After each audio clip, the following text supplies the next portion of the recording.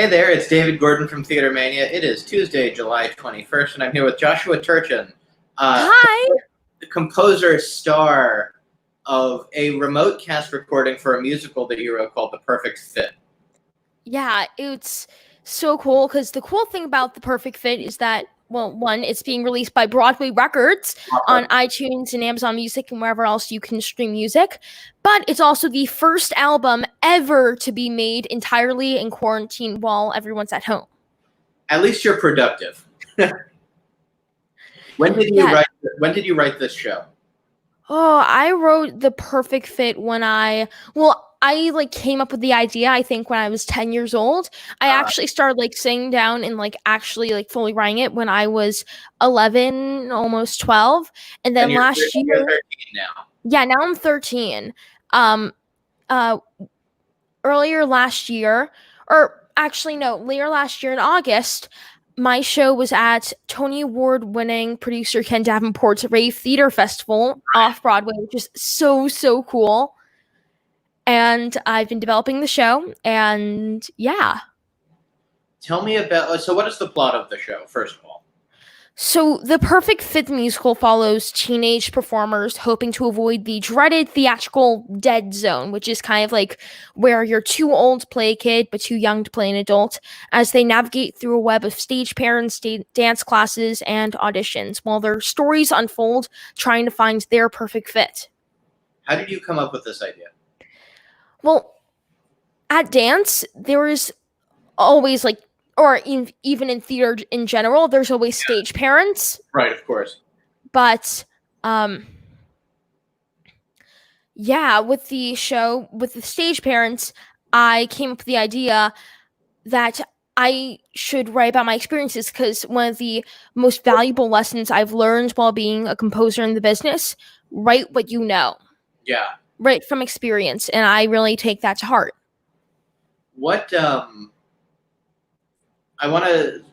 are your influences as a composer? Did you reach out to famous composer people to be give me advice, or did you just go for it on your own?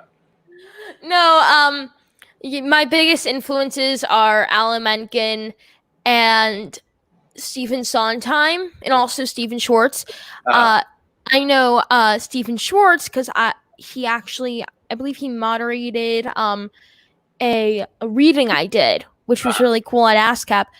And Alan Menken, I actually got to perform with him last year when I played Flounder at the Little Mermaid Live to Film at the Hollywood Bowl with Liam Michelle as Ariel, Harvey Fierstein as Ursula, also with Cheech Marin as the chef, and Peter Gallagher as King Triton. It was so incredible to meet Alan, because he's literally one of my idols, and he's so sweet. Here's a little fun thing. When we had just heard that my show was going to be at the Off-Broadway Theater Festival, and I told Harvey Fierstein that happened. He's like, "Oh, that's so cool." And somehow Alan Menken heard. Apparently Harvey told Alan about my show, and that was just crazy. I'm sure. That was such an incredible experience to be able to work with both of them, because they're both incredible composers and writers. Yeah. So when it came to, how did Broadway Records find you to record The Perfect Fit, and what made you decide to do it now as opposed to waiting? Well, they actually saw the show when it was at the theater festival, and we had been planning to do this for a little while, and we were thinking of recording and releasing it sometime in August, but then the quarantine happened. Right. The magic of Broadway shut down due to the magic of COVID. Yeah. And that's when we had the idea to make the first album ever made at home and recorded. It was all completely remotely. It was such a cool experience, and I'm just so glad that we got to release it and got to show everyone The Perfect Fit. What was the recording process? Well, before I get ahead of myself, You have Laura Benanti on the album. You have Nikki Renee Daniels. You have so many cool other people. How did you get them all? Well, Laura Benanti was actually on my show, The Early Night Show, and then we just kind of asked her, "Hey, I'm recording an album with Broadway Records now of my musical. Do you want to do it?" And she's like, "Yeah." And she's one of like her and Nikki Renee Daniels. Like, they're some of the nicest people and the most talented people you will ever meet in the business. They're both so incredibly talented, but they're so nice. And with Nikki, what happened was Dan, who is the music supervisor and the orchestrator for the show and or for the album, he actually got us he actually recommended Nikki to us, and we were looking for someone to play, and he's like, I know someone who's really incredible who I think could play this part. And they're both just so incredibly talented. Yeah. How did you guys record it?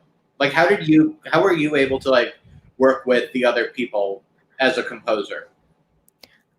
A lot of it was over Zoom. We didn't record over Zoom. We would have to record it separately through the magic of Broadway and quarantine. But most of it was just like teaching all the parts was through like text message and Zoom, because there would be times where I had to like just plunk out some of the notes for some of the people to learn. And I just have to say, when I heard Laura Benanti singing my song, one of the songs, that was such an amazing experience. You must have freaked out when you heard Laura Benanti singing that song. Oh yeah, I did freak out. She was so incredible. Has it hit you yet that you're like 13 years old, you've got a cast recording of a musical you've written? Like, how do you like think about this? I think of it's cool, but age doesn't really matter. I'm a composer, and I just love what I do. Do you want to do this when you grow up? Like, yes. Do you see this as a career? Yeah, I want to keep composing, keep writing, keep performing. Also be an engineer, but that's something else. But yeah. What you were in Forbidden Broadway over the winter, like, and that ended right before like everything happened with COVID. What was that experience like for you? Oh, that was such an incredible experience, and getting to work with Tony winner Gerard Alessandrini.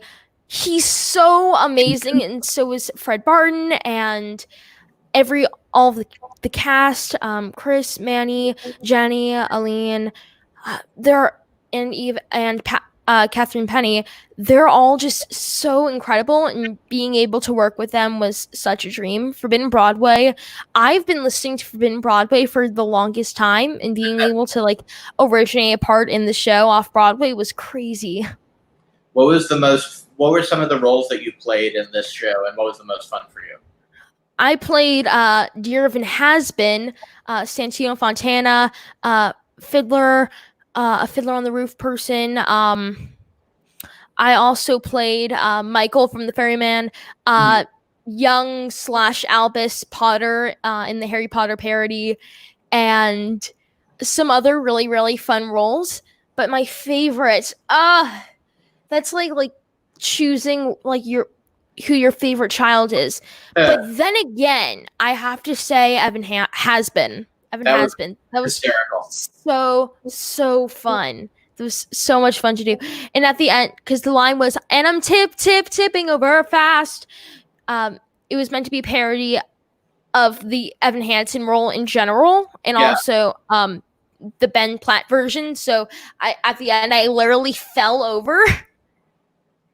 But it was, and the cast also said forbidden, which was that was crazy. Yeah, it was so funny. So tell us where you can find the album and how you can listen to it now.